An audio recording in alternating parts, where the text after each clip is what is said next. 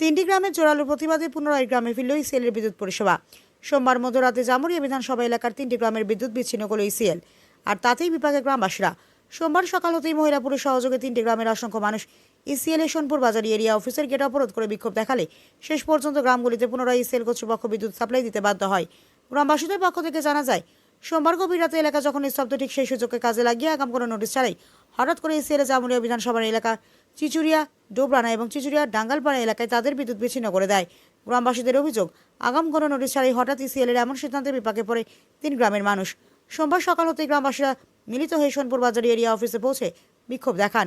দফায় দফায় ইসিএলের বিরুদ্ধে স্লোগান তোলা হয়।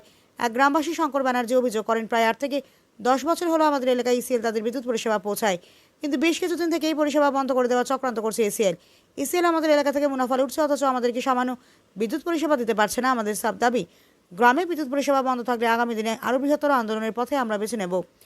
অন্যদিকে চিচুরিয়া গ্রামের বাসিন্দা অম্বিকা ব্যানার্জি নামে এক মহিলা বলেন, আমার পরিবারের রোজগারের মানুষ বলতে কেউ নেই। স্টেট লাইনের বিদ্যুৎ বিল মেটাতে পারবো না বলি স্টেট লাইন নিতে পারিনি। ইসিএলের ইলেকট্রিসিটির ওপর ভরসা করে চলে, বাড়িতে ছোট ছেলে আছে। হঠাৎ করে মাঝরাতে ইসিএলের এমন সিদ্ধান্তে সমস্যায় পড়েছি। এদিন তিনি সংবাদ মাধ্যমের মুখোমুখি হয়ে রাজ্যের মুখ্যমন্ত্রীর কাছে হাত জোড় করে আবেদন করেন যথাশীঘ্র যেন এই পরিস্থিতি থেকে রেহাই পায় গ্রামবাসী। তবে এদিন গ্রামবাসী সূত্রে জানা যায়, শেষ পর্যন্ত জামুরিয়ার বিধায়ক ডক্টর বিজন মুখার্জির হস্তক্ষেপে গ্রামবাসী পুনরায় ইসিএলের বিদ্যুৎ পরিষেবা ফিরে পায় এবং বিক্ষোভ তুলে নেয়।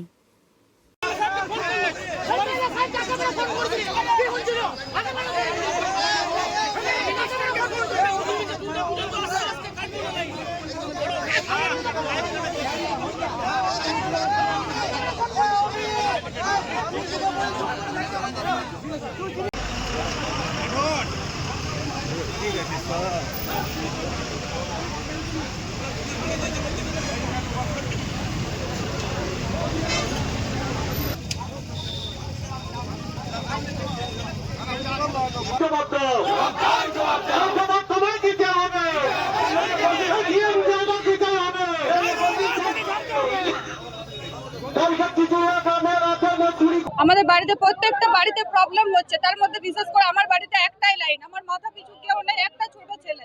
আমার ঘরে প্রচন্ড প্রবলেম হচ্ছে, আমি অসুস্থ মানুষ, লাইন চাই। না, আমাদের স্টেট লাইন নাই, গরিব বলে পয়সা দিতে পারিনি, কেটে দিয়েছে। আমার এইটুকু বাচ্চা ছেলে সারাদিন 24 ঘন্টা ডিউটি করে, আমি একাই রোজ ফ্যামিলি চালাই, আমি কোথা থেকে বিল দিতে পারবো? আমাদের সবারই তো জলে দেওয়া আছে, একটাই লাইনের ভরসা আমাদের। দয়া করে মাননীয় মুখ্যমন্ত্রীর কাছে আবেদন, আমাদের লাইন দেওয়া হোক।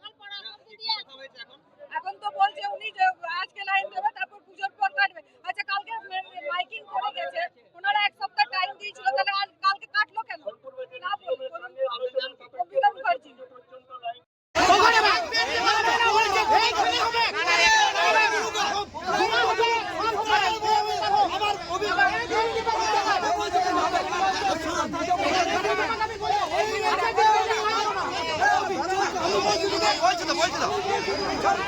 একদম বলো, হড়বড়ি করো না। নতুন এগ্রিমেন্ট হবে লাইনটা জুড়ো, লাইনটা জুড়ো।